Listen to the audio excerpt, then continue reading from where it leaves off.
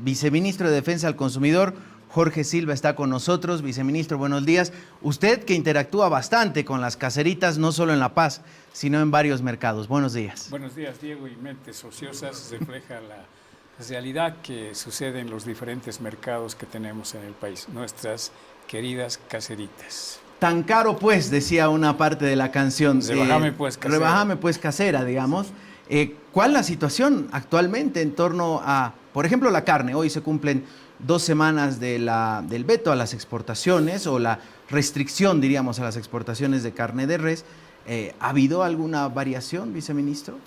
Bueno, las caseras están protestando por el incremento de precios de la carne. Ellas señalan que ya no es negocio vender carne.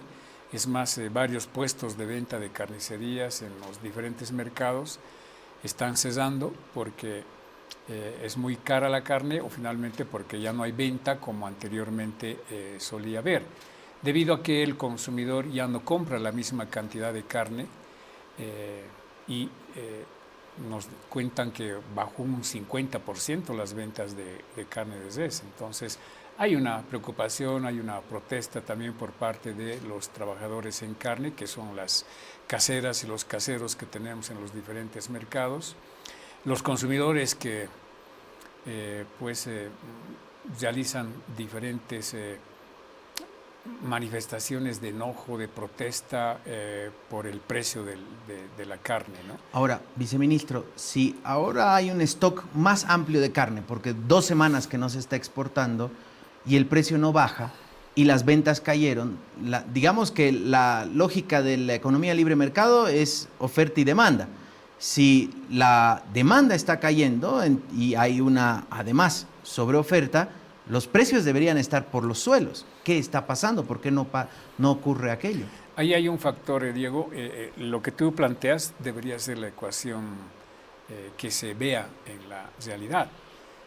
Mayor oferta, baja la demanda, el precio, por supuesto, que debería bajar. Pero ahí está interviniendo un factor que es el contrabando, ¿no?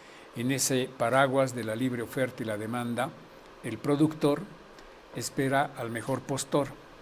Y el mejor postor en este caso no es precisamente el comerciante mayorista o minorista que abastece el mercado interno, sino es el comerciante que se dedica al contrabando. Entonces, el contrabandista no tiene reparos en ofrecerte una mejor oferta sobre cualquier producto, en este caso la carne. Pero diríamos, en el caso de la exportación de la carne, la normativa apunta a prohibir a los ganaderos a exportar. Pero usted me menciona aquí que el tema es el contrabando. ¿Los ganaderos son los mismos contrabandistas? No, y tampoco son los ganaderos los exportadores. Solamente hay 3 empresas, ¿no?, que tienen el monopolio de la exportación de carne. Por lo tanto, no son los miles de ganaderos, son 3 empresas que exportan carne. Los ganaderos venden el producto a los exportadores, ¿no?, que no son productores, son exportadores, o venden su producto al comerciante, al mayorista o a cualquier persona que quiera comprar productos. El ganadero vende su producto. ¿A quién vende? Le vende al que mejor oferta de precio tiene. Y ese es el reclamo que tienen los carniceros de los mercados. Dicen, nosotros vamos a ofrecer 15 bolivianos el kilo de carne viva en los diferentes puntos de venta de este producto. Y llega el contrabandista peruano y no ofrece 15, ofrece directamente 18, 19, 20 bolivianos el kilo. Entonces el ganadero va a optar por venderle su producto a el peruano o al brasilero o al contrabandista boliviano que lo saca al contrabando. Hoy hemos tenido en la madrugada, Diego, un operativo, 4 camiones cargados de ganado vivo que estaba saliendo al Perú, 55 cabezas de ganado, que han sido comisados, incautados para continuar con el proceso. Es decir, esta actividad del contrabando es el factor que hoy está determinando también el incremento de precios, ¿no?, y que no tengamos resultados con el tema de la suspensión de certificación de exportaciones. Esta mañana en La Razón Radio vamos a justamente escuchar un pedazo. Estuvo el economista Alberto Bonadona haciendo un análisis respecto a esta situación. ¿Le parece si lo escuchamos? Claro Y así sí, usted nos aclara? A ver, esto decía Alberto Bonadona más temprano acá en La Razón. Lo que quiere Silva es un control del mercado. E insisto, los controles en el mercado no funcionan. Ahora, esto puede ser, llegado el momento, muy popular, pero lo único que va a generar son mayores distorsiones. De lo que se trata en este momento es de buscar la forma en la que se llegue a una claridad, una clarificación, una mayor transparencia en la formación de los costos de producción y de ahí, a partir de esto, cómo llega al mercado ya transformado en precio. El perjuicio respecto a la cantidad de divisas que se están perdiendo es enorme. Pero bueno, las cosas siempre se hacen inoportunamente y en tiempos que son bastante atrasaditos. Pero algo es algo, esperemos que en esas reuniones se llegue a un acuerdo que sea mucho más transparente y esclarecedor para la población. Lo que planteaba Alberto Bonadona es que en un momento en el que necesitamos dólares se prohíben las exportaciones de productos como las oleaginosas y la carne de res, que según Jean-Pierre Antelo, nuestro anterior entrevistado, es alrededor de 500 millones de dólares. Y que tampoco eso genera ni garantiza que los precios bajen en los mercados o en el mercado nacional. Sí, Bonadona dice algo que es muy interesante y que es lo que hemos planteado. Transparentar tu estructura de costos en el marco de la libre oferta y la demanda. Alguien diría, pero aquí el Estado no debería intervenir porque esto es libre oferta y demanda. Lo que estamos pretendiendo es encontrar un punto de equilibrio entre la oferta y la demanda, que es el precio justo. ¿Y cómo logras el precio justo? Transparentando tu estructura de costos, ¿no? Para que la población sepa por qué está pagando un monto determinado y que no sea como ahora, ¿no? Que bajo el paraguas de la libre oferta y la demanda se espera al mejor postor y lógicamente el mejor postor es el contrabandista que cada vez paga más y el consumidor es el afectado. Por lo tanto, sí, yo coincido en esa parte con Bonadona de que lo que deberíamos hacer es transparentar las estructuras de costos de los productos y de esta manera tienes una justificación técnica por qué cuesta un precio determinado un producto.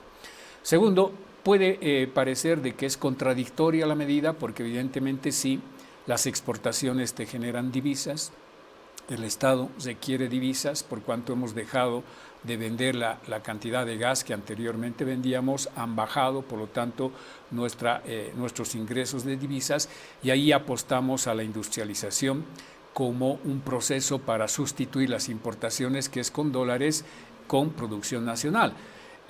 Pero también potenciando al sector productivo para que produzcan más, generen excedentes y esos excedentes lo puedan exportar. Hay una premisa, sin embargo, Diego, es decir, las exportaciones están garantizadas y lo sabe el sector productivo, entre tanto tú garantices el abastecimiento del producto a precio justo, ¿no? Entonces, bajo esa lógica, bajo esa dinámica, es que en un momento se tomó la determinación de suspender la exportación de aceite, por ejemplo, porque no había aceite en el mercado y si había, estaba en 20 bolivianos el litro.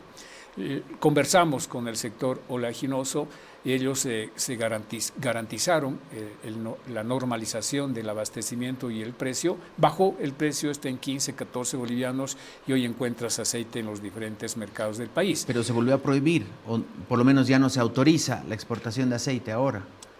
Esa es la denuncia de ANAPO.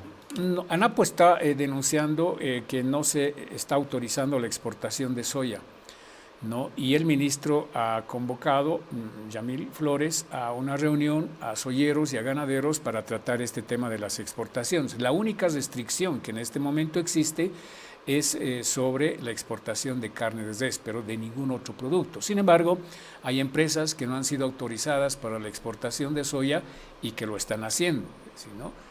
no sabemos por qué motivos, pero sí hay empresas que se han dedicado a exportar soya. Por lo tanto, amerita eso un ajuste con los exportadores autorizados de soya. Por lo tanto, te decía, hay una premisa para nosotros que es la economía de la población boliviana. Es el consumidor, que para nosotros tiene un lugar privilegiado, es decir, no puedes privilegiar al consumidor chileno, peruano, brasilero que tenga productos nacionales a precios bajos por encima de la economía del consumidor boliviano. Por eso es de que les pedimos y también les hemos solicitado al sector industrial oleaginoso que si ellos garantizan el abastecimiento y logran bajar el precio, inmediatamente se levanta la restricción, y así fue. No duró ni una semana esa restricción. A los pocos días se levantó la restricción de exportación de aceite y pues se normalizó. En el caso de la carne, Diego, hemos solicitado lo propio, ¿no? Al sector ganadero, que garantice el abastecimiento, pero fundamentalmente que baje el precio. Es decir, 20 bolivianos, Diego, se ha incrementado el precio de la carne de res al consumidor. Lo que antes, y lo que estoy diciendo no es mentira, no me estoy inventando, estoy reflejando el enojo, la bronca, la protesta, la realidad de los consumidores del país que dicen, antes pagábamos 44 bolivianos por kilo de pulpa, hoy están cobrando 64 bolivianos. Lo que costaba un filete 55 bolivianos, hoy 75, 80 bolivianos. Ese enojo del consumidor no va al ganadero, no va al intermediario, no va al contrabandista, va al gobierno. Entonces nos piden que hagamos algo para evitar que este producto siga subiendo de precio. Por lo tanto, una de las medidas que tenemos es activar este botón para ponerle un alto a la exportación, que mejore la oferta y que baje el precio. No se ha logrado todavía que el resultado debido a diferentes factores. Uno de ellos es de que las exportaciones para la gestión 2025 todavía no se han activado, ¿no? Entendemos que China, que es el principal país que demanda la carne, recién empieza en marzo a solicitar la importación de ese producto a ese país. Amerita, Diego, una evaluación respecto a esta medida que, te reitero, no tiene el objetivo de afectar a los ganaderos, a ninguna región en particular. Lo único que les estamos pidiendo es que bajen el precio del producto, porque este producto está demasiado alto. Ahora, hablábamos hace instantes con el presidente de la CAINCO, recientemente reelecto, Jean-Pierre Antelo, y nos decía que de repente las invitaciones a procesos de diálogo con el gobierno nacional no siempre llegan a la CAINCO y llegan a otros gremios, diríamos, empresariales. ¿Se sientan antes de tomar una decisión el gobierno nacional a socializar, a preguntar, digamos, a los gremios empresariales qué les parece esta decisión, cómo podemos solucionar, más allá de la fotografía final que se obtenga?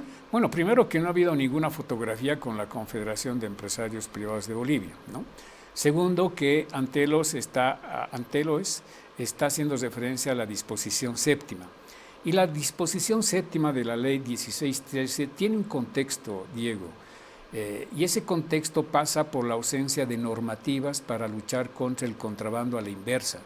Tenemos instituciones, tenemos normativas de lucha contra el contrabando de ingreso. Ahí está la aduana, el SENASAC, el mismo COE, Viceministerio de Lucha contra el Contrabando, etc. Sin embargo, cambió ahora la dinámica del contrabando debido a la diferencia de precios que existe entre los precios de Bolivia con los precios de otros países, ¿no? Y allí pues realizamos estos operativos, estos controles, y de pronto sentimos la ausencia de una normativa que nos permita mejorar el control y la fiscalización, no al comerciante minorista, no al empresario, al industrial, sino a esos otros actores de la comercialización que almacenan grandes cantidades de productos, no para vender en el mercado interno, sino para sacarlo al contrabando. Entonces, ahí se planteó esta normativa que permite elaborar un reglamento para mejorar el control y la fiscalización por parte de las autoridades del Estado, especialmente el destino de estos productos, ¿no? Que no se tiene en este momento una normativa que te diga si comisas pollo que está saliendo por contrabando, ¿qué haces con ese pollo? ¿Lo destruyes? lo regalas, lo vendes, lo donas. ¿Qué destino le vas a dar? ¿No? Siendo un producto perecedero, que no lo puedes guardar ahí durante semanas y meses hasta encontrar una resolución judicial. Entonces, ahí hay un vacío. A diferencia del producto que ingresa, la norma dice que inmediatamente tienes que destruir, sea cual sea el producto. En este caso no tenemos. Y por eso se planteó la necesidad de contar con una normativa que te permita desprender luego un reglamento donde le pongas candados para evitar afectación al sector productivo, empresarial, industrial o al comercio minorista. Lamentablemente, Diego, no han participado del diálogo que se ha convocado. En este caso se convocó a varias instituciones del sector exportador, del sector productivo, pero ellos todos ya conocemos cuál es la posición. No ir al diálogo mientras no derogue el gobierno la disposición séptima. Cuando ese pedido es imposible de cumplir, Diego, porque el gobierno no puede derogar una normativa con rango de ley. Esa es una competencia de otro órgano del Estado, al cual además ellos ya han recurrido con un proyecto de ley, con un artículo único en la cual plantean la derogación de la disposición séptima de la ley 1613. Lamentablemente en el Senado han utilizado ese proyecto de ley y le han metido 19 artículos para afectar la ley 1613, que eso ya significa afectar la política económica, que es una competencia privativa del órgano ejecutivo. Por lo tanto, entendemos que el pedido que ellos han planteado está siendo atendido por otro órgano del Estado, que es la derogación de esa disposición.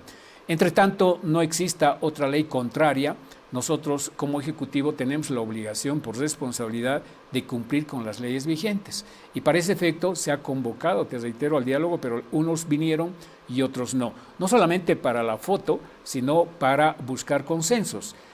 Una de ellas, con la Confederación de Empresarios Privados, se acordó dejar en un estado de pausa, así, no aplicar la disposición séptima, entre tanto no logremos los consensos con el sector privado.